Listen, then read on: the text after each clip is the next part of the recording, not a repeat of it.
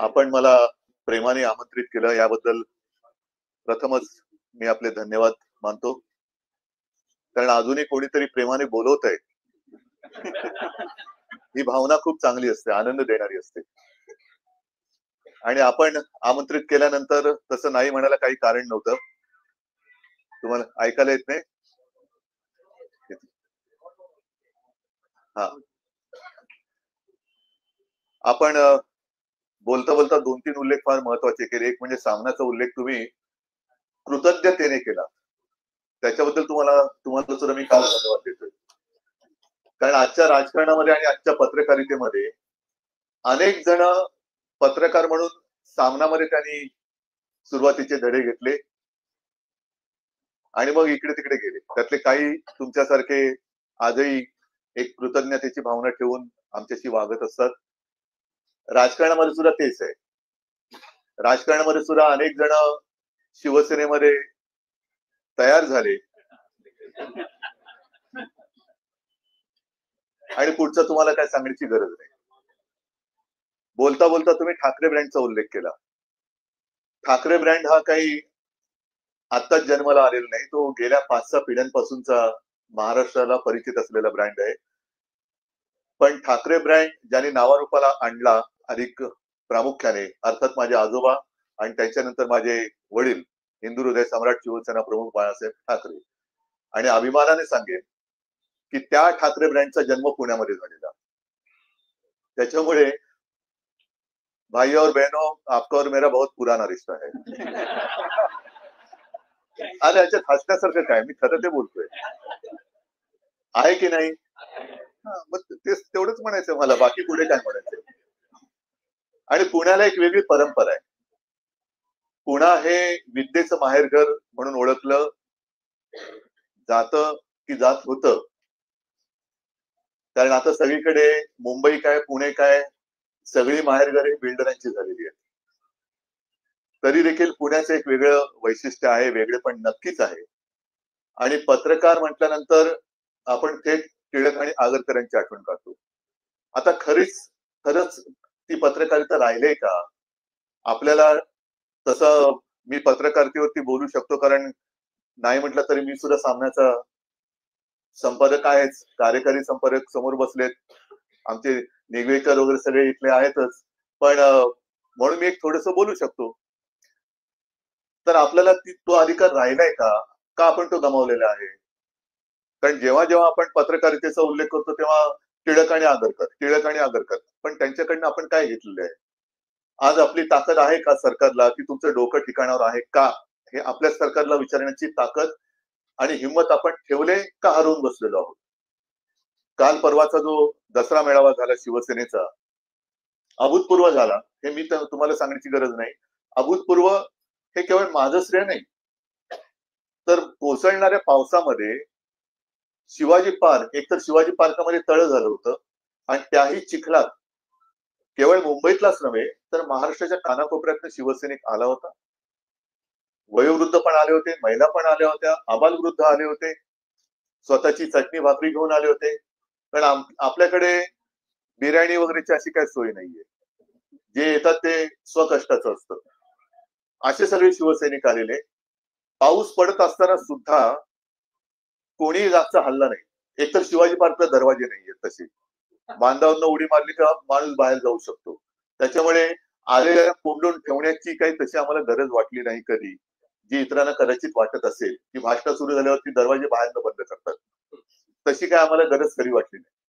आणि आपल्या आठवणीसाठी सांगतो की शिवसेनेचा पहिला दसरा मेळावा जेव्हा झाला 1966 मी अर्थातच 6 वर्षाचा होतो. येता जाताना सगळ्या हालचाली बघत होतो. घरी गर्दी होते, शिवसैनिक येतायत आणि मग सभा कुठे घ्यायची, काय कुठे घ्यायची. त्या चर्चेत मी काही सहभागी नव्हतो, नक्कीच नव्हतो. पण या आठवणी शिवसेना प्रमुखांनी सांगितलेल्या आहेत, की जेव्हा त्यांनी ठरवलं की पहिली सभा घ्यायची, कुठे घ्यायची? शिवसेना प्रमुख म्हणाले शिवाजी पार्कला. सगळे त्यांचे मित्रमंडळी होती आणि आजूबाजूची काही लोक होती. ते म्हणाले, तुम्हाला काही वेळ लागली का? शिवाजी पार्क पाहिले का किती मोठं आहे? जरा पहिली सभा आपण एक छोट्या हॉलमध्ये घ्यायला पाहिजे. नंतर एक छोटं मैदान बघू आणि असं करता करता जेव्हा आपल्याला वाटेल अंदाज येईल तेव्हा शिवाजी पार्कला घेऊ. तेव्हा बाळासाहेबांनी ताट करून सांगितलं की मी पहिली सभा शिवाजी पार्कलाच घेईन, बघू कोण वेड आहे, मी वेडा आहे का लोक वेडी आहे. आणि आता कालांतराने कळतं की दोन्ही वेडे नव्हते, दोघंही व्यवस्थित ठरवून जे त्यावेळेला एक दिशा ठरवली, त्या दिशेने तो प्रवास मला अभिमान वाटतोय की तुमच्या सगळ्यांच्या आशीर्वादाने आम्ही पुढे चालू ठेवलेला आहे. आणि त्याच जिद्दीने पाऊस समोर दिसत असताना सुद्धा मी, संजय आणि माझे काही 2-4 नेते शिवसेनेचे आम्ही बोलत होतो कुठे घ्यायचं, तर आम्ही म्हटलं परंपरा आहे आपली शिवाजी पार्क, हॉलमध्ये कसा येणार. आणि शिवाजी पार्कला सभा घेतली, मेळावा घेतला आणि तो तुम्ही बघितला. मुद्दा काय आहे तो की ही माझ्या शिवसेनेची एक तुम्हाला परंपरा सांगितली. त्या मेळाव्यात मी नेमकं काय सांगण्याचा प्रयत्न केला, कितपत मला जमला असेल, कारण पाऊस होता, समोर लोक भिजत होती, कितपत जमला कल्पना नाही मला. पण माझा प्रयत्न हा होता आणि आहे आणि तो राहणार, केवळ माझा पक्ष सत्तेत आला पाहिजे. पण सत्ता आल्यानंतर पुढे काय, सत्ता कशासाठी पाहिजे, का म्हणून तुम्हाला सत्तेत यायचंय, आणि सत्ता आल्यानंतर एवढी सगळी सत्ता असल्यानंतर सुद्धा तुम्ही देश तरी सांभाळणार आहात की नाही, राज्य म्हणून तरी सांभाळणार आहात की नाही, की केवळ पक्ष म्हणून सांभाळणार आहात तुम्ही. मधल्या काळात मी असं म्हटलं होतं, ते आजही माझं मत आहे की आपल्या देशाला आता पंतप्रधानांची गरज आहे, गृहमंत्र्यांची गरज आहे, अख्ख्या मंत्रिमंडळाची गरज आहे. कारण आता जे बसलेत ते एका पक्षाचे मंत्री बसलेत, देशाचे नाहीये. देशाचे म्हणून कारभार कुठे. ज्या सोनम वांगचुक यांचा उल्लेख मी केला, आपण किती लोक त्यांच्याबद्दल बोलतोय, किती लोकांना सोनम वांगचुक माहितीये, काय त्यांनी असा गुन्हा केला होता, काय म्हणून त्यांना डायरेक्ट रासुका मध्ये अटक केली, काय एवढं मोठं राष्ट्र विघातक काम त्या वांगचुक यांनी काय केलं होतं, काय चूक केली होती वांगचुकांनी. काल परवापर्यंत जे पंतप्रधानांची स्तुती करत होते तोपर्यंत ते देशप्रेमी होते. मग असं नेमकं काय घडलं. मग सोनम वांगचुक यांनी जर का चूक केली असेल तर मणिपूरमध्ये चूक कोणी केली होती, का पेटलं मणिपूर.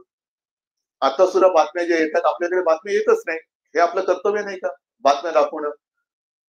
काय परिस्थिती आहे, लडाख खरंच शांत झाले का लडाख. आसाममध्ये मी काल फोटो बघितला, कन्फर्म केलं की खरं आहे का खोटं आहे. आदिवासी रस्त्यावरती उतरले, हातामध्ये मशाली आहे, पण इकडे बातमी कुठे येते. मणिपूरमध्ये आज काय चाललंय कोणाला कुठे काय माहिती. आपल्याकडे सुद्धा देशात इतरत्र काय चाललंय आपण बातम्याच देत नाही. मग खरंच आपण टिळक आणि आगरकरांचं नाव घेण्याच्या लायकीचे आहोत का, हा विचार आपण सगळ्यांनी केला पाहिजे. आणि मग मला असं वाटतं की मला प्रश्न विचारण्याच्या आधी आपण स्वतःला प्रश्न विचारला पाहिजे की मी कोणाला प्रश्न विचारण्याच्या योग्यतेचा आहे का. मी काय म्हणून तुम्हाला प्रश्न विचारू, मी काय करतोय, माझं कर्तव्य मी पार पाडतोय का. आणि ते जर पाडणार नसाल तर तुम्ही मला काय म्हणून प्रश्न विचारणार. मी माझ्या परीने काम करण्याचा प्रयत्न करतोय आणि तो करत राहणार. कारण त्याला आमची घराण्याची म्हणा किंवा घराण्याची परंपरा म्हणा, जे समोर दिसतंय, जिथे जिथे अन्याय दिसेल त्या अन्यायाला लाथ मार, हे माझ्या आजोबांनी शिकवलेलं ब्रीदवाक्य माझ्या वडिलांनी ते आयुष्यभर पाळलं, तेच घेऊन मी पुढे चाललोय. म्हणजे अगदी काही फुटबॉलपटू होण्याची गरज नाहीये की जिकडे तिकडे लाथ मारत फिर, पण अन्याय दिसेल तिकडे ढोंगाला लाथ मारणं हे आमचं कामच आहे. आणि म्हणून मग मी हिंदुत्व म्हणजे काय, देशप्रेम म्हणजे काय, या सगळ्या गोष्टीचा एक थोडक्यामध्ये परवा उल्लेख करण्याचा प्रयत्न केला की आमच्या अंगावरती जेव्हा येतात की लोक की तुम्ही हिंदुत्व सोडलं का, अरे बाबा तुमच्या वंशावळीमध्ये बघा ना कोणी कोणी काय काय सोडले. मग मी असं म्हणू का, म्हणजे आता थोडं याच्यात अर्थातच मला तुम्ही बोलवलं एका पक्षाचा प्रमुख म्हणून का फोटोग्राफर म्हणून, नाही तर मग माझं विषयांतर होईल. तर पक्षाचा प्रमुख म्हणून बोलवलं असाल तर मग माझे थोडे विषय तुम्हाला सांगितले पाहिजेत की जेव्हा आम्ही भाजपच्या सोबत होतो तेव्हा आम्ही कडवट हिंदुत्ववादी होतो आणि भाजपला आम्ही सोडलं म्हणजे काय हिंदुत्व सोडलं का. आणि मग आम्ही केवळ भाजपला सोडलं म्हणून हिंदुत्व सोडलं असेल तर मग म्हणून मी परवा जी काय उदाहरणं दिली की मोहनजी भागवत, मला त्यांच्याबद्दल आक्षेप नाहीये, पण मला त्यांना हा प्रश्न विचारायचा आहे की 100 वर्ष संघाची पूर्ण झाल्यानंतर तुम्ही 100 वर्ष ज्या संघाच्या पिढ्या ज्यांनी खस्ता खाल्ल्या, खपल्या, अनेक काही कष्ट घेतले असतील, त्या कष्टाला आज जी काही फळं लागलेत, विषारी फळं, हेच तुमचं 100 वर्षाचं फलित आहे का. कारण स्वतः मोहन भागवत हे मशिदीत जातात, त्यांना त्यांचं ते सर्वोच्च नेते त्यांनी राष्ट्रपिता म्हटलेलं आहे. त्याच्यानंतर थांबा या चॅनलवरनं बघा ना तुम्ही. त्याच्यानंतर भारतीय जनता पक्ष अल्पसंख्याकांना आता सदस्य करून घेते. कधी सौगाते मोदी वाटतायत. आम्ही काँग्रेस बरोबर गेलो म्हणून हिंदुत्व सोडलं. सौगाते नेहरू कधी पाहिलं का तुम्ही? सौगाते इंदिरा गांधी कधी ऐकले का तुम्ही? मग सौगाते मोदी वाटणारे हे हिंदू कसे? पाकिस्तान बरोबर जोपर्यंत पाकिस्तान आतंकवाद इथला थांबवत नाही तोपर्यंत पाकिस्तानशी कोणतेही संबंध ठेवू नका, हे जे शिवसेना प्रमुखांनी सांगितलं तेच आम्ही परत परत सांगतोय. आणि तरी देखील म्हणजे हे भारतीय जनता पक्षानेच सांगितलं की पहलगाम मध्ये जो हल्ला झाला त्या हल्ल्यात धर्म विचारून गोळ्या घातल्या गेल्या. हिंदू असेल गोळी घातली, हिंदू असेल गोळी घातली. मग तुमच्या राज्यात हिंदू असुरक्षित आहेत आणि ज्यांनी हिंदूंना मारलं, ज्यांनी त्या अतिरेकी किंवा मारेकरी पाठवले होते त्या पाकिस्तान बरोबर तुम्ही क्रिकेट मॅच खेळू कशी शकता? बरं आम्ही काँग्रेस बरोबर गेलो म्हणून आम्ही हिंदुत्व सोडलं. मग तुम्ही चंद्राबाबूवर गेलेले ते चंद्राबाबू हिंदुत्ववादी आहेत का? नितीश कुमार हिंदुत्ववादी आहेत का? भाजपचे मुस्लिम अल्पसंख्याक असेल सौगाते मोदी वाटतात. 32 लाख मुस्लिम लोकांना त्यांनी ती सौगात वाटली, तरी भाजप हिंदुत्ववादी आहे. म्हणजे याचा अर्थ असा की भाजप जे करेल ते अमर प्रेम आणि इतरांनी केलं तर लव जिहाद. असं कसं काय होऊ शकतं? म्हणजे भाजपनी केलं त्यांनी काही केलं सौगाते मोदी वाटलं तरी अमर प्रेम आहे. त्याच्यानंतर एका बाजूला तुम्ही सोफिया कुरेशी म्हणजे रक्षाबंधनाचा जो मी उल्लेख केला, बहीण आपल्याला राखी बांधते की माझं रक्षण कर म्हणून. ती सोफिया कुरेशी महिला आपल्या देशाचं रक्षण करते, तिला हे निर्लज्ज भाजपवाले पाकिस्तान की बहन, आतंकवादियों की बहन म्हणतात. आणि दुसऱ्या बाजूला मोदी सांगतात की या वर्षी मुस्लिम महिलांकडनं रक्षाबंधन करून घ्या. मग नक्की तुमचं काय, भाजपचं काय, अमर प्रेम आहे का लव जिहाद आहे? हा प्रश्न विचारण्याची ताकद ही पत्रकार गमावून बसलेत का? का नाही विचारत? जर लोकमान्य टिळक इंग्रजांना प्रश्न विचारू शकत होते तर आपणच निवडून दिलेल्या, आता मतचोरी हा विषय मी आणत नाही, निवडून आलेत ना, मानलं बसलेत डोक्यावर. मग आपणच निवडून दिलेल्या सरकारला आपण प्रश्न विचारण्याचा अधिकार आपण गमावून बसलो आहोत का? आणि तो जर गमावून बसलो असू तर मग आपण पत्रकार म्हणून घेण्याच्या पात्रतेचे आहोत का? हा एकच प्रश्न आहे. बाकी बोलायला गेलं तर पुन्हा माझं भाषण इकडे होईल म्हणून मी जास्त काही लांबण लावत नाही, पण डोक्यामध्ये माझ्या या काही गोष्टी आहेत आणि म्हणून मला असं वाटतं की निदान पत्रकारांनी निष्पक्षपातीपणाने दूध का दूध पाणी का पाणी हे आपलं कर्तव्य बजावलं पाहिजे. आणि आता जे काही एक अंधभक्त हा वर्ग जन्माला आलेला आहे त्या अंधभक्तांना दृष्टी देण्याचं काम ही करण्याची जबाबदारी तुमच्या सगळ्यांची आहे, आमच्या सकट. मला वाटतं ती जर का आपण पाळली, विरोधी पक्ष म्हणून आम्ही नुसती आदळआपट करत असू तर तेही अयोग्य आहे. कारण माझ्या आजोबा नेहमी सांगायचे की टीका अशी झाली पाहिजे की त्यांनी ओरबाडायचं नाही, तर ज्याच्यावरती टीका काय चुकले. नुसतं रक्तबंबाळ करणं हे टीका करायचं काम नाही. त्याला कळलं पाहिजे की अरे हे माझं चुकलंय, हे चुकलंय माझं. म्हणजे दोन्हीकडे ते एक हे पाहिजे नीतिमत्ता, की एक सांगण्याचं धाडस पाहिजे योग्य ते, आणि दुसरं सांगितलेलं ऍक्सेप्ट करून सुधारण्याची सुद्धा एक वृत्ती पाहिजे ज्याच्यावर टीका केली जाते त्याच्याबद्दल. तर हे असं साधारणतः माझं एक मत आहे. मी जास्त आणखीन पुढे जात नाही. तुमचे प्रश्न विचारा, मी उत्तर द्यायचा प्रयत्न करतो. हरीशजी बरोबर आहे ना? तेव्हाच साहेबांचं हिंदुत्व आणि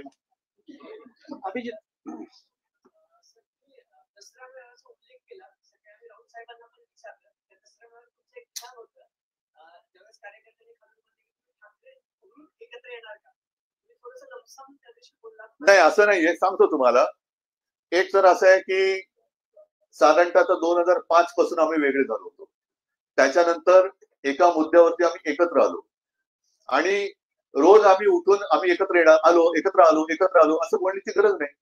आम्ही 5 जुलैला जो मेळावा घेतला, जर एकत्र यायचं नसतं तर आम्ही एकत्र आलोच नसतो. आता जे काही सुरू झालेलं आहे ना मुद्दामून की आम्ही एकत्र आलोय, त्याच्यामध्ये म्हणजे मी तुम्हाला नाही म्हणत, कृपा करून गैरसमज म्हणू नका. मी आमच्या विरोधकांना म्हणतोय की त्यांचे धाबे दणाणलेत आता, की मराठी माणूस एकवटला तर आपलं काय होणार. म्हणून मग ते कुठेतरी त्याला काय तुम्हाला कळलं असेल त्यांचा प्रयत्न काय आहे तो. बघा मी तुम्हाला एक सांगू का, मी गद्दार आणि नमक हरामानं उत्तर देत नाही. तो माणूस गद्दार आणि नमक हराम आहे, त्या नमक हरामाला मी उत्तर देत नाही आणि देण्याची मला गरज नाही. कारण ठाकरे म्हणजे काय आहे हे अख्खा महाराष्ट्र आणि अख्खा देश ओळखतो. त्याच्यामुळे त्या गद्दाराला आणि हरामखोराला मी काय उत्तर देणार नाही.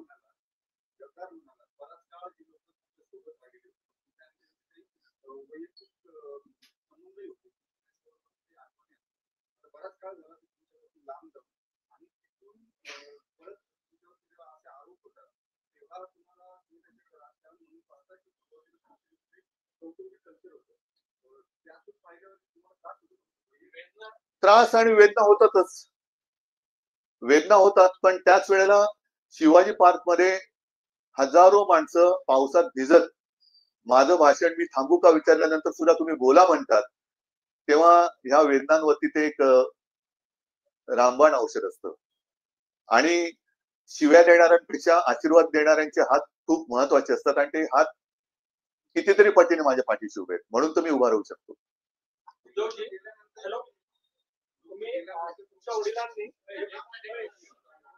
थांबा एकदम. हा वडील बोला. नाही पत्रकार नाही येत.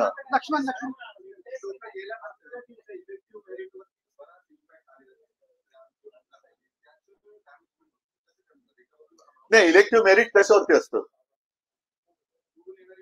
बरोबर आहे, पण ते कशावरती काय काय करावं लागतं त्यासाठी निशाणी लागते ना. मग जर जिकडे ज्यांनी माझा पक्ष चोरला, निशाणी चोरली, वडील चोरले, त्यांचं कसलं मेरिट आलंय, त्यांचं कसलं मेरिट आहे. खरं म्हणजे हा अन्याय आहे.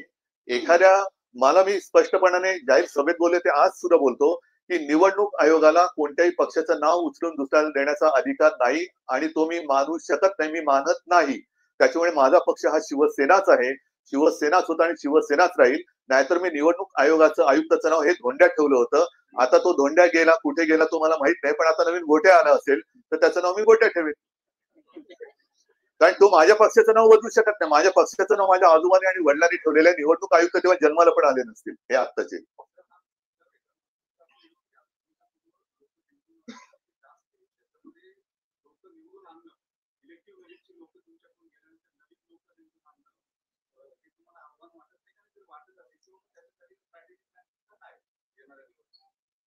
असं जर का आपण विचार केला तर मग शेतकऱ्यांनी काय करायचं.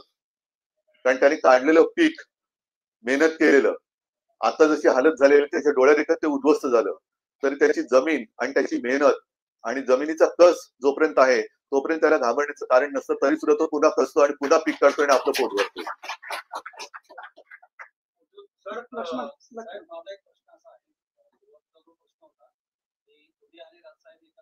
अरे तुम्ही दाखवताय ना का आपण असंच बोलतोय.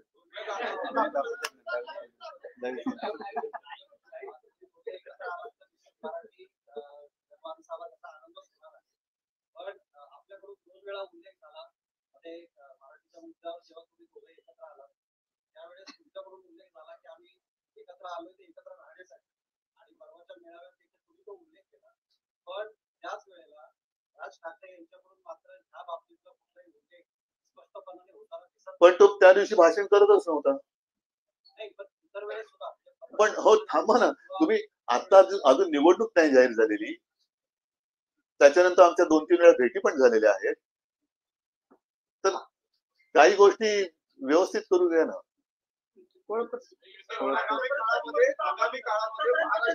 थांबा कोणतरी एकाने विचारा. आतापर्यंत निवडणुका महाविकास आघाडी म्हणून लढवल्या, महापालिकेच्या निवडणुका आघाडी म्हणून लढवणार का किंवा त्यात कोणी ऍडिशन. हा प्रश्न तिन्ही पक्षांनी मिळून सोडवायला पाहिजे. कारण लोकसभा आणि विधानसभा आम्ही महाविकास आघाडी म्हणून लढलो. आता मी सुद्धा म्हणजे शिवसेनेने पण, काँग्रेसने पण आणि राष्ट्रवादीने पण महाविकास आघाडी म्हणून लढायला काहीच हरकत नाहीये. मात्र त्या व्यतिरिक्त कारण आमची आघाडी आहे, जसं शिवसेना आणि भारतीय जनता पक्षाची होती युती, तशी आमची आघाडी आहे. तिन्ही पक्षांना त्यांचा निर्णय घेण्याचं स्वातंत्र्य आहे. तिन्ही पक्षांना जर वाटलं आघाडी म्हणून लढायचं लढू शकतो. समजा कोणाला वाटलं की नाही आम्हाला वेगळं लढायचंय, तसं ती जेव्हा निवडणूक जाहीर होईल तेव्हा त्याच्याबद्दल आमची चर्चा होईल. आणि साहजिकच आहे, स्थानिक स्थानिक पातळीवरच्या निवडणुका आहेत, त्याच्यामुळे स्थानिक आमचं जे काही युनिट असेल प्रत्येक पक्षाचं त्यांना विश्वासात घेऊन हा निर्णय घेतला जाईल. आगामी काळामध्ये महाराष्ट्रात स्थानिक स्वराज्य संस्थांच्या निवडणुका आहेत. शिवसेना म्हटलं की काय भावनिक राजकारणाचा विषय हा पुढे येत असतो. तर या पुढच्या काळात महाराष्ट्रासाठी स्थानिक स्वराज्य संस्थांच्या निवडणुकांसाठी तुमचा काय अजेंडाचा काय असू शकेल? भावनिक म्हणजे काय नेमकं? शेतकऱ्यांना कर्जमुक्ती करणं हा भावनिक प्रश्न आहे. शेतकऱ्यांना 50,000 रुपये हेक्टरी नुकसान भरपाई द्या हा भावनिक विषय आहे, की आत्ताची जी वस्तुस्थिती आहे त्याला आवश्यक विषय. नोकऱ्या मिळाल्या पाहिजेत, भूमिपुत्रांना नोकऱ्या मिळाल्या पाहिजेत, शिक्षण मिळालं पाहिजे, त्यांचा विकास झाला पाहिजे हा भावनिक प्रश्न आहे का जीवनावश्यक प्रश्न आहे? त्याच्यामुळे मला नाही वाटत असं भावनिक. हा, ज्या पद्धतीने आता दरवेळेला भाजपा करतं त्याला तुम्ही तो भावनिक म्हणू शकाल, कारण कामाचा नन्नाचा पाडा आहे, कामाचा नन्नाचा पाडा आहे, त्याच्यामुळे मग ते हिंदू मुस्लिम हा त्यांचा विषय झाला. हा प्रश्न विचारण्याचा उद्देश असा होता की सध्याचं राजकारण म्हणलं की आरोप प्रत्यारोप सातत्याने होत आहेत आणि त्याच्यात विकासाचा मुद्दा हा कुठं पाठीमागं पडतो. तर विकासाच्या मुद्द्यावर स्थानिक स्वराज्य संस्थांची निवडणूक लढवली जाऊ शकते का? नक्कीच, आणि त्याच्यावरती ती जायला पाहिजे. जसं मुंबई महापालिकेमध्ये मी अभिमानाने सांगेन की 25 वर्ष म्हणजे आता विसर्जित झाली महापालिका, तोपर्यंत सलग 25 वर्ष शिवसेना आणि भाजपा, तेव्हा एकेकाळी भाजपा आमच्या सोबत होती, आमच्याकडे असताना आम्ही तिकडे शाळांचा दर्जा सुधारला, पाण्यासाठी सुद्धा पाणी वाढवलं. त्याच्यानंतर सगळ्यात मोठा विषय ज्याचं श्रेय ते घ्यायचा त्यांनी प्रयत्न केला पण त्यांनी ते जमलं नाही, तो म्हणजे कोस्टल रोड. त्याच्यानंतर जिजामाता उद्यान असेल, शाळा असतील, हॉस्पिटल्स असतील, अनेक अनेक गोष्टी आम्ही मुंबईमध्ये केल्या, उद्यानं दिली, खूप गोष्टी केल्या मुंबईमध्ये. हा विकासच केला आम्ही. केली नव्हती, आम्ही करू इच्छित होतो.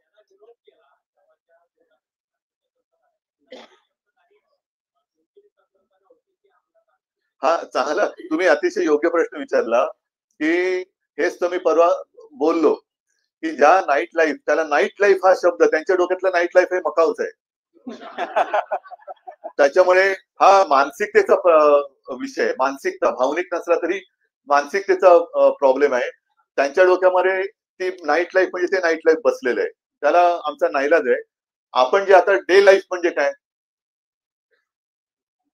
आदित्यचा जो मुद्दा होता तो अत्यंत योग्य होता, म्हणून तो त्याने आता स्वीकारला की दिवसा जरा आपण जे काम करतो, आपल्याला आता बाहेर गेले तर खाणं पिणं भूक तर लागते ना, रेस्टॉरंट्स आहेत, काहीतरी वाहतुकीची साधने आहेत, रात्री काम करून घरी जाणाऱ्याला टॅक्सी मिळते का, रेल्वे किती वेळ चालू असतात, बसेस किती, मी मुंबईचं बोलतोय, चालू असतात तुमच्या इकडे, म्हणजे आता मुंबईतल्या उपनगरात सुद्धा आणि पुण्यात सुद्धा, पुण्यात तर रिक्षा खूप आधीपासून आहेत. मला कल्पना नाही पब्लिक ट्रान्सपोर्ट ज्याला म्हणतो ते पुण्यात रात्री किती वेळपर्यंत असतं, मुंबईमध्ये सुद्धा ते बंद होतं. तर ते जे आहे त्याला नाईट लाईफ हा शब्द वापरला होता, तो शब्द घेऊन हे भाजपवाले कमरेचं सोडून डोक्याला गुंडाळून त्यांनी तो जो काय सगळं नाईट लाईफ दाखवलं ते भयानक होतं. आणि आता तोच मुद्दा घेऊन ते पुढे चाललेले आहेत. म्हणूनच मी मगाशी जे म्हटलं ना की ते करतात ते अमर प्रेम, दुसरे करतात ते लव जिहाद.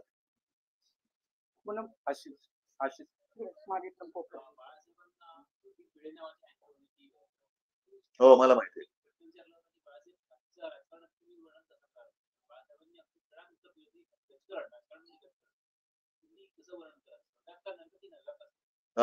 स्वर्गातला नरक का नरकातला स्वर्ग?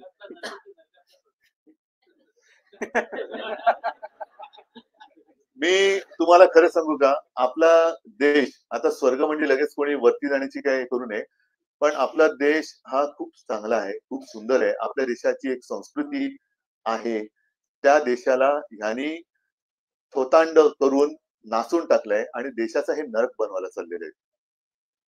आणि तो नरक होऊ नये म्हणून मी आपल्या सगळ्यांच्या सोबतीने प्रयत्न करतोय की आम्हाला जो देश पाहिजे तो आमचाच देश आहे, पण देशामधली ही लोक, तुम्ही आता ज्या भिंती उभ्या केल्यात त्या भिंती ह्या म्हणजे काही देश नाही.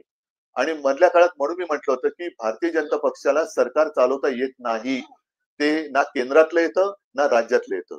कारण केंद्रातल्या सरकारला जर का आपण बघितलं तर ना त्यांना मणिपूरचा प्रश्न सोडवता आलाय, ना काश्मीरचा सोडवता आलाय. आज आता मला वाटतं राजनाथ सिंह बोलले की आता आगळीक केली तर आम्ही पाकिस्तानचं नामोनिशाण, असं किती वेळा आघाडीत तुम्ही मोजताय? आता आता आता आलं तर बघा, सोडणार नाही. आता आलं तर बघा, अरे झालं किती वेळा सोडणार नाही. तर हे जे काही चाललेलं आहे ना, ते फार विचित्र आहे. आणि म्हणून मी म्हणतो की हे देशाला हुकुमशाहीच्या दिशेने घेऊन चाललेले आहेत. तर मोदींनी आताच 75 कंप्लीट केली म्हणजे असं त्यावेळेस बोललं जातं की ते थांबतील, पण तसं काही दिसलं नाही. तुम्ही शुभेच्छा तुमची काय इच्छा आहे?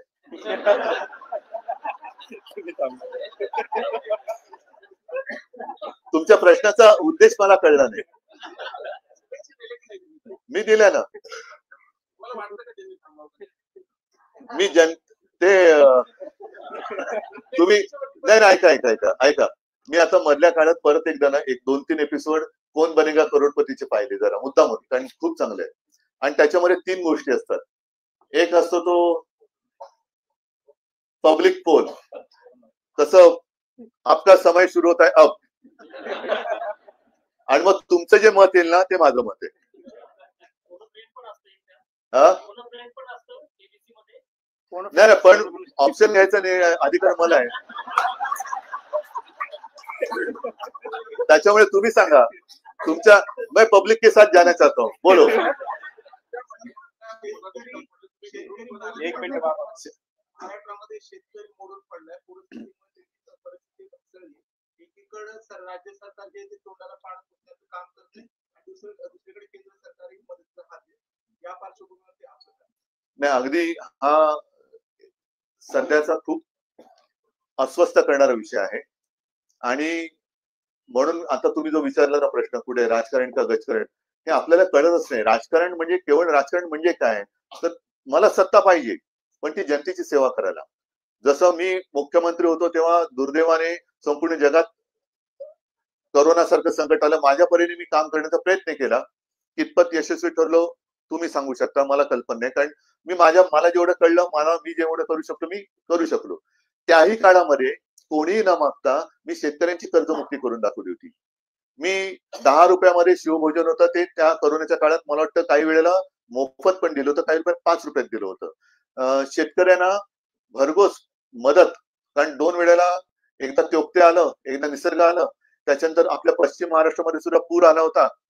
तेव्हा नुसती कागदावरती नाही, मदत त्याच्या हातात मी पोहोचवली होती. शेतकऱ्यांना कालबद्ध स्वरूपात मी कर्जमुक्त केलं होतं. आताचं जे सरकार आहे हे परत तेच सांगतो, भाजपला सरकार चालवता येत नाही. नाहीतर त्याने आतापर्यंत त्यांनी 17 साली दिलेली कर्ज माफी अजून चालू आहे आणि मी केलेली ती मी पूर्ण करून झालं. त्याच्यात एकच गोष्ट राहिली होती जी मी सुरुवात केली होती, करोनामुळे करू शकलो नव्हतो, ते म्हणजे नियमित कर्ज परतफेड करणाऱ्यांना 50,000 रुपये प्रोत्साहनपर राशी. साहजिकच आहे, करोनाच्या संकटात अर्थचक्र गडबडलं होतं, पण त्याही वेळेला शेतकऱ्याने अर्थचक्र सांभाळलं होतं आपलं. म्हणजे हे शेतकऱ्यांचे उपकार आहेत आपल्यावर. मी सुरुवात केली आणि हे यांच्या राशी घेऊन पळाले. तर आता मला असं वाटतं की मी हे परवा बोललोय की नरेंद्र मोदी आपले पंतप्रधान, त्यांनी बिहारमध्ये निवडणुका तोंडावर आहेत म्हणून महिला 75 लाख महिलांच्या अकाउंटमध्ये 10,000 रुपये हे केंद्रातनं टाकलेत. कुठे आला होता प्रस्ताव? म्हणजे मी बिहारला देण्याबद्दल माझी पोटदुखी नाहीये, पण अडचणीत असणाऱ्या लोकांना, तुम्ही अडचणीत आहात म्हणून तुम्ही मदत करताय. जनता अडचणीत असताना मदत करणारं सरकार आम्हाला पाहिजे. सरकार अडचणीत यायला पाहिजे, किंवा सरकार अडचणीत आहे म्हणून मदत करणारं सरकार नको आहे आम्हाला. बाबा एक मिनिट बाबा. पुण्याच्या संदर्भातला आहे. आपण मुंबईच्या विकासाची उदाहरणं मला पुण्याच्या सद्य परिस्थितीबद्दल तशी कमी माहिती मी प्रामाणिकपणे सांगतो. मी आधीच संजय राऊत बोललो होतो. ठीक आहे, मुंबई सारख्या महानगरीचं आपण पाहिलेलं 25 वर्ष सलग युडीसीपीआर मुळे पुण्यातल्या सगळ्या पायाभूत सुविधांवर ताण येणार आहे. आपल्याच सरकारच्या काळात युडीसीपीआरला मंजुरी मिळाली. अगदी 6-7-9 मीटरच्या रस्त्यांवर थोडे जण इमारती उभ्या राहतात. पाण्याचा प्रश्न गंभीर होणार आहे. तर किमान आता 4-5 वर्षांनंतर पुण्यात बऱ्याच ठिकाणी पाणी नाही किंवा बऱ्याच अडचणी आहेत, एक दिवसावर पाण्याची वेळ येणार. तर हा विकास जो त्या दिशेने चाललाय, की मुंबई नगरीच्या दिशेने जो चाललाय, तर त्याच्याबद्दल त्याचा रिव्ह्यू किंवा पुन्हा घ्यावा. एकूणच आहे ना, मला असं वाटतं प्रामाणिकपणाने ज्याला एक आपल्या मराठीत शब्द आहे सिंहावलोकन. आता 75 वर्ष आपल्या स्वातंत्र्याला झाल्यानंतर आपण थोडंसं थांबून एक आढावा घ्यायची गरज आहे. ज्याला आपण विकास म्हणतो तो खरंच विकास आहे का विनाशाकडे चाललोत आपण? एक साधं उदाहरण तुम्हाला देतो. मुंबईचंच मी परत उदाहरण देईन की मुंबईमध्ये आज देखील 24/7 ज्याला म्हणतो तसं पाणी देऊ शकत नाही, कारण लोकसंख्या आणि पाणी यांचं प्रमाण हे व्यस्त आहे. त्याच्यासाठी आणखीन पाण्याची गरज ही लागते आणि म्हणून 2 मोठे तलाव, गारगाई आणि पिंजाळ, हे आम्ही बांधू असं वचन मी माझ्याही महापालिकेच्या निवडणुकीच्या वचननाम्यात दिलेलं होतं आहे. आणि मी मुख्यमंत्री झाल्यानंतर मी म्हटलं अरे ते आता आपण पूर्ण केलं पाहिजे. कारण एक तलाव आम्ही बांधला, ज्याला आम्ही हिंदू हृदय सम्राट शिवसेना प्रमुखांचं नाव दिलं, मध्य वैतरणा. आणि मी जेव्हा प्रेझेंटेशन घेतलं तेव्हा माझ्या लक्षात आलं की हे तलाव करण्यासाठी किमान 5 ते 6 लाख झाडं ही मारावी लागणार, म्हणजे जंगल कापलं जाणार. मग हे धरण आपण बांधतोय खरं, पण आपण निसर्ग उद्ध्वस्त करतोय. आपण जिकडे कॅचमेंट एरिया म्हणतो तिथे हे धरण बांधतो. आता त्याला कॅचमेंट एरिया का म्हणतो? तर तिकडे पाऊस पडतो. तिकडे पाऊस का पडतो? तर तिकडे झाडं आहेत. आता ती झाडं कापल्यानंतर कालांतराने पाऊस तिकडे पडायचा वाढेल का कमी होईल आपल्याला माहिती नाहीये. आणि मग त्याला पर्याय म्हणून मी डिसॅलिनेशन ऑफ वॉटर, म्हणजे मुंबईला समुद्र किनारा आहे मोठा. समुद्राचं पाणी आपण पुराणात ऐकलं, अगस्तीने समुद्र प्यायला होता, अगस्ती ऋषीने. आपण का नाही प्यायचा? जगात इतरत्र प्यायला जातो पाणी ते. तर समुद्राचं पाणी निक्षारीकरण करून पिण्याचा प्रकल्प मी गो अहेड दिला होता. आणि ते सुद्धा पाणी साधारणतः रोज मुंबईला तानसा तलावातून जेवढं मिळतं 400 MLD तेवढं पाण्याचा मी पायलट प्रोजेक्ट गो अहेड दिला होता. त्याचा अजूनही टेंडर निघालेलं नाही. तो प्रकल्प गुंडाळला गेला. जर माझं सरकार राहिलं असतं तर माझ्या अंदाजाने या डिसेंबर पर्यंत मुंबईला समुद्राचं पाणी आपण देऊ शकलो असतो. ठीक आहे. आता ह्याचं कोणतरी म्हणेल समुद्राचं पाणी महाग पडेल. आहे. समोरासमोर जर तुलना केली तर ते समुद्राचं पाणी हे महाग आहे. पण तलावाचं पाणी जे आहे त्याच्यामध्ये जे काही पर्यावरण मारलं त्याची किंमत तुम्ही मोजणारच की नाही? त्याची किंमत कोण मोजणार? तर तसंच आपण विकास म्हणून जे काय म्हणतोय, जंगल, आता जसं मेट्रोचे स्टेशन आरेचं जंगल तोडण्याची गरज नव्हती, त्याला आम्ही पर्याय दिला होता. आता तीही जागा घेतली आणि जिथे आम्ही सुचवलेली तीही जागा घेतली. तर जसं मुंबईचा मी विचार करू शकतो, कारण मी मुंबईकर आहे. पुण्यामध्ये आलो आणि पुण्याचं आता तेव्हा पुण्यामध्ये दादागिरी होती. आता माहित नाही मला दादागिरी आहे का, मोडून काढले. त्याच्यामुळे मी म्हणजे पुणेकरांची मी माफी मागतो की मी तेव्हा पुण्याकडे तेवढं लक्ष देऊ शकलो नव्हतं. कारण बाबा तुम्ही चालले, तरी देखील जेव्हा कोरोना वाढला तेव्हा मी पुण्यात एकदा आलो होतो आणि सगळ्या महापालिका अधिकाऱ्यांची बैठक घेऊन माझ्या मी सूचना केल्या होत्या. आता हा विचार केला पाहिजे की नुसती घरं बांधतोय आपण, पण सुविधा, कारण आता मुंबई काय, पुणे काय, बेंगलोर काय, ही सगळी ट्रॅफिक जाम मध्ये आता मरायला लागलेली शहर आहेत. आणि ट्रॅफिक जाम मध्ये तुम्ही इलेक्ट्रिक व्हेकल आणा का इथेनॉल आणा. आता इथेनॉल आणल्या तर परत त्याचं वेगळं एक आता हे सुरू झालेलं आहे, इथेनॉल कोणासाठी कशासाठी. पण व्हेकल आणल्यानंतर गर्दी तर होणार ना, ट्रॅफिक जाम तर होतोय.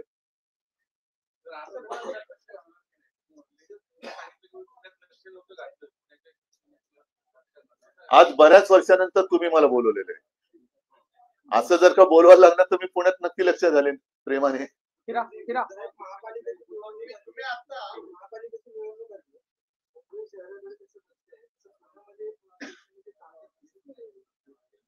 शिवसेनेची ताकद आहे, पण मी तुम्हाला म्हटलं तसं की आतापर्यंत आम्ही युती आणि आघाडीचे बळी ठरलो. त्यावेळेला सुद्धा युती म्हणून आम्ही पुण्याकडे दुर्लक्ष केलं. त्याच्याबद्दल मी सांगितलंच नाही, मी पुणेकरांची माफी मागतो. पण जर पुणेकरांना पाहिजे असेल तर पूर्ण ताकदीने मी शिवसेना इकडे काम करायला लागेल. पण हे पुणेकरांनी ठरवायचं. आणि तुम्ही जर का आता जसं म्हणाला की प्रेमाने बोलवलं, मी येईन पुण्यात. मी पुन्हा नाही, मी पुण्यात येईन.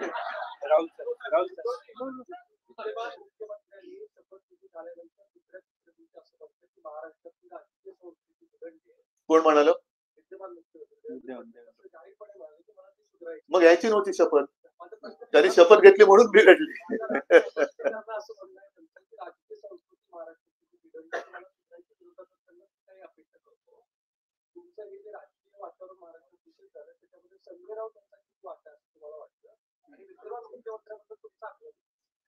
संजय राऊत सकाळी जे बोलतात ते जर मुख्यमंत्री ऐकतील आणि तसं वागतील तर त्यांना मदत होईल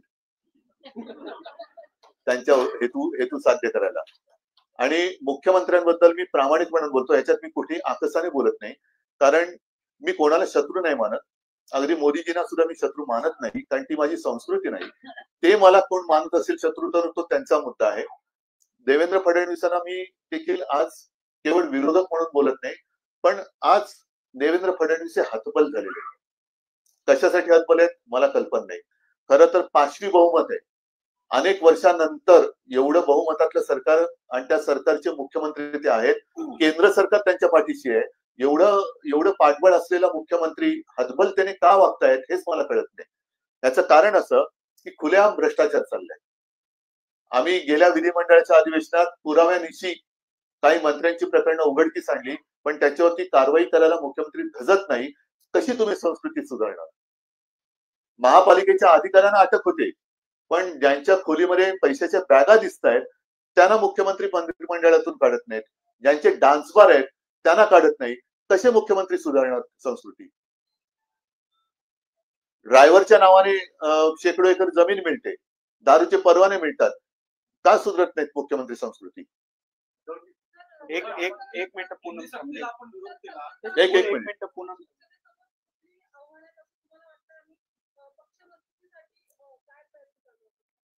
मी पक्ष मजबूती हा विषय माझा नक्कीच आहे पक्षप्रमुख म्हणून, पण त्याच्यापेक्षा राज्य आणि देश मजबूतीकडे माझा जास्त कल आहे.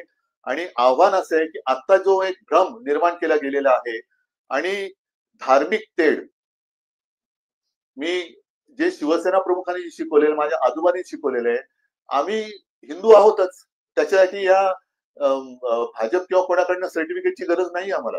त्यांच्या आधीपासून ठाकरे घराणं हे या धर्मासाठी, किंवा कारण माझे आजोबा हे समाज सुधारक होते, त्यांची ओळख काही मी करून देण्याची गरज नाही. ज्या काही भाकड समजुती आणि अंधश्रद्धा होत्या त्या दूर करण्यामध्ये त्यांचं मोठं योगदान आहे. त्याच्यामुळे सुधारणावादी हिंदुत्व हे आमचं हिंदुत्व आहे. त्याच्यामध्ये धर्म असेल, कोणाचा कोणताही धर्म असेल, पण राष्ट्रधर्म एक असलाच पाहिजे, हे आमचं हिंदुत्व आहे. आणि ते होताना दिसत नाही आहे. केवळ धर्माच्या नावाने मतं मागितले जात आहेत, हे घातक आहे.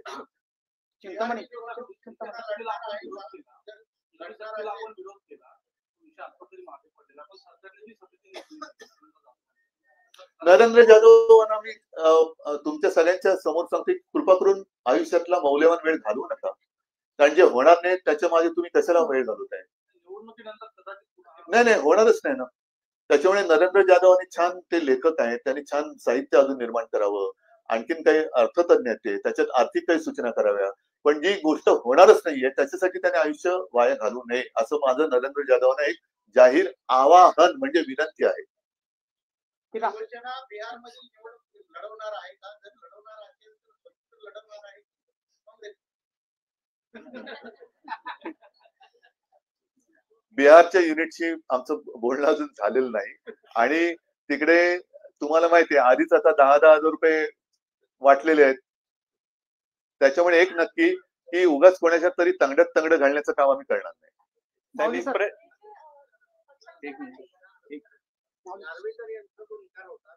अच्छा, मला हा नाही सॉरी, नार्वेकरांचं काय? नार्वेकरांच्या विरोधात तुम्ही सुप्रीम कोर्टात केलेला हो त्याचा तुम्ही पाठपुरावा किती करणार? मला असं वाटतं की आता काय 2025 एक नजीकच्या काळात 2045-50 पर्यंत तरी निकाल लागेल. साहेब एक शेवटचा प्रश्न.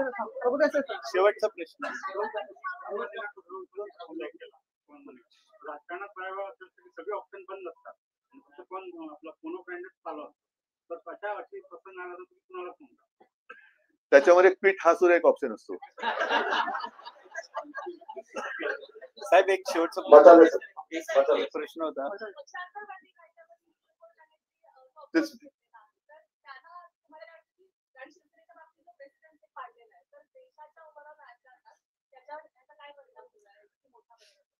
मला याचीच चिंता आहे, म्हणून मगाशी जो प्रश्न विचारला ना पक्ष मजबूत किंवा पक्षाचं, मला त्याच्यापेक्षा ठीक आहे, व्यक्ती येतात व्यक्ती जातात, कोणी अमरपट्टा घेऊन येत नाही, पण देश जसं वाजपेयी बोलले होते की सरकार आती है सरकार जाती है लेकिन देश रहना चाहिए.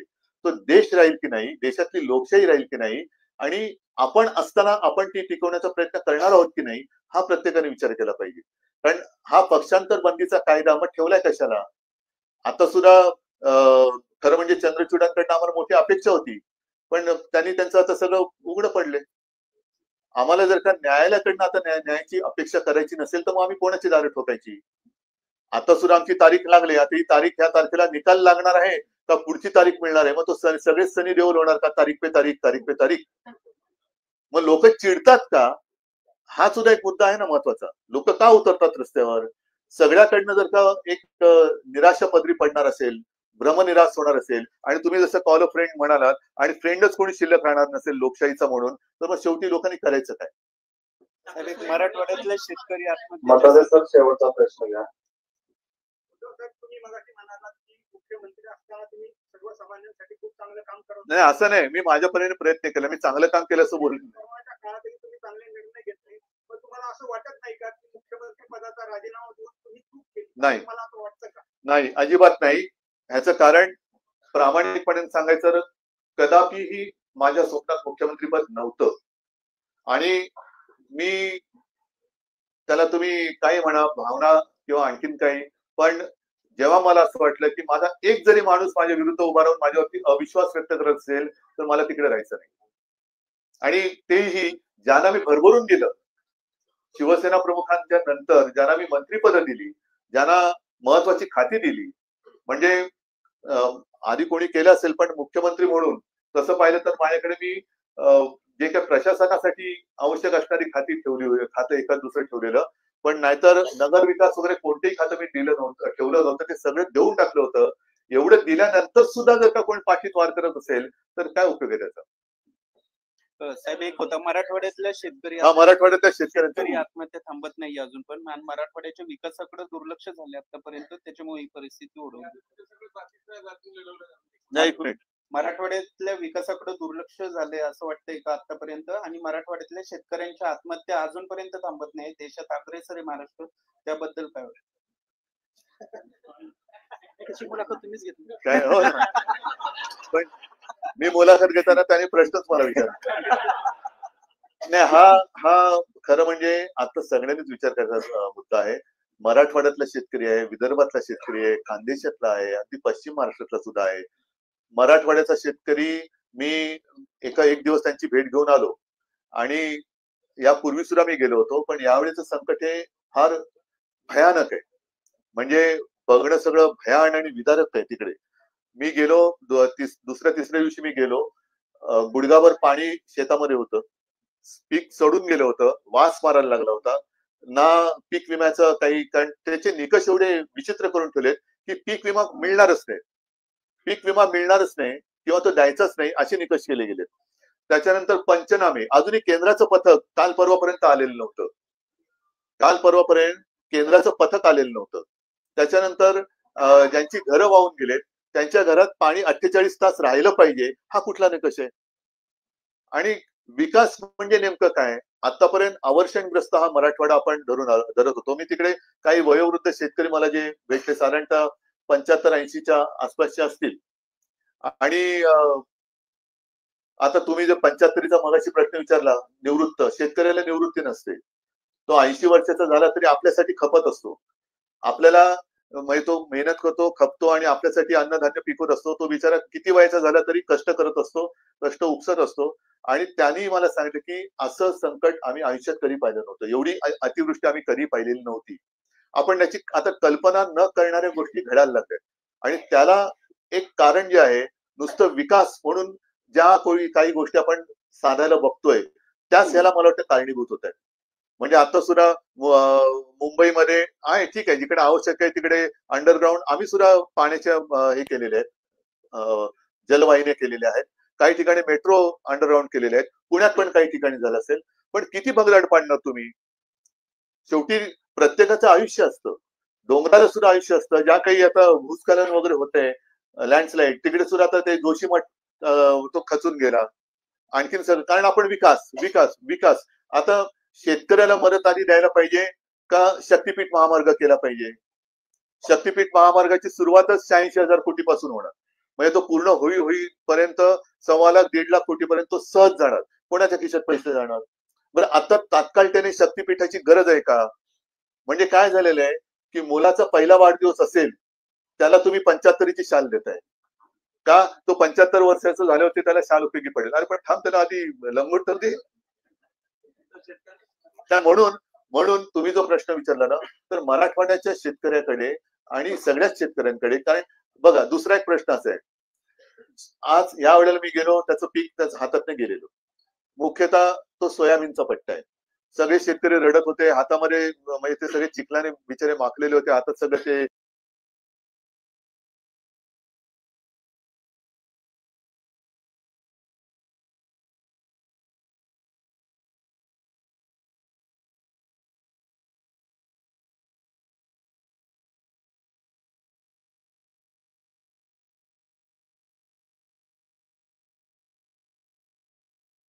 सडलेलं सोयाबीन घेऊन उभे होते. खर्च तो तसाच राहिला. पण गेल्या वर्षी त्याच्या हातात पीक होतं. गेल्या वर्षी पीक होतं ना, पण गेल्या वर्षी त्याचा प्रश्न होता आम्हाला हमी भाव काय. म्हणजे शेतकरी या दुहेरी संकटात आहे, ते सगळंच गेलं. तर ह्या सगळ्या गोष्टीकडे आणि जो काही दुजाभाव चालतो आपल्याकडे, मी कोणाच्या विरोधात नाहीये, पण आता साखर सम्राट जे आहेत त्या साखर सम्राटांना भाजपात गेल्याबरोबर शेकडो कोटींची थक हमी मिळते. थक बाकी जरी असली त्यांच्या साखर कारखान्याच्या कर्जाची, तरी सरकार हमी घेतं आणि जर का त्या साखर कारखान्यांनी कर्ज परतफेड केली नाही तर सरकार ते पैसे भरतं. आणि शेतकरी जेव्हा बँकेत जातो तेव्हा त्याला त्याचं घरदार, जमीन, बायकोचं मंगळसूत्र, बैलजोडी सगळं दहाण टाकल्याशिवाय त्याला 5, 10, 15, 20,000 रुपये मिळत नाही. आणि यांना शेकडो कोटी रुपये मिळतात, त्याचे तुम्ही थक हमी घेता. हा जो काही प्रकार आहे ना, ह्याला कुठेतरी एक समानता आली पाहिजे. आणि मग आपण त्याच्यावरती बोलल्यानंतर मग विकास म्हणजे काय, विकास शेतकऱ्याचा करायचा असेल तर मला असं वाटतं की त्याला नुसता हमी भाव नाही तर हमखास भाव मिळेल अशी यंत्रणा निर्माण करण्याची गरज आहे. त्याला हमखास भाव मिळालाच पाहिजे. तो काही न करता तो काय मार्केट रिसर्च करतो का? आपल्याकडे आता आयफोन 16, 17, 18, 50, 51, 55 काय त्याच्यात फरक काहीच पडत नाहीये. पण आहे ना, मार्केट रिसर्च चालतो आणि काय केलं तर लोक त्याला घेतील. तसं आपण मार्केट रिसर्च करून काय पिकवलं गेलं पाहिजे अशा पद्धतीने शेतकऱ्यांना एकत्रित करून, ज्याला तुम्ही गटशेती म्हणा किंवा काही म्हणा, असं देऊन त्याला तसं बियाणं देणं, तसं त्याला सपोर्ट करणं आणि मार्केट उपलब्ध करून देणं, असं केलं तर मला वाटतं शेतकरी जगू शकेल. असं मला वाटतं. मला माहिती तुम्ही सहमत होईल की नाही. हॅलो, एक शेवटचा प्रश्न घेतो. शेवटचा, मग सांगतो मग परत येईल मी. परत बोलू आपण. परंतु आता साखर हंगाम सुरू होणार आहे, तर शेतकऱ्यांकडून 15 रुपये ते सरकारकडे पैसे नाहीत का देण्यासाठी, म्हणजे 5 रुपये 10 रुपये वाढवतात. आता काय मी काय उत्तर देऊ याच्यावर? म्हणजे हा पूर्वभार सरकार आता जसं जीएसटी कमी केला, बरोबर आहे, जीएसटी लावला कोणी होता? नेहरूने लावला होता ना. हा नाही, एक थांबा ना जरा, नेहरूने लावला होता का जीएसटी? म्हणजे म्हणजे त्यांनी 8 वर्ष 127 लाख कोटी रुपये लुटले, बरोबर आहे. आणि आता ते आपल्यावरती म्हणजे जीएसटी लावला तोही उत्सव आणि कमी केला तोही उत्सव. ठीक आहे, चला सगळ्यांना धन्यवाद देतो. जय महाराज.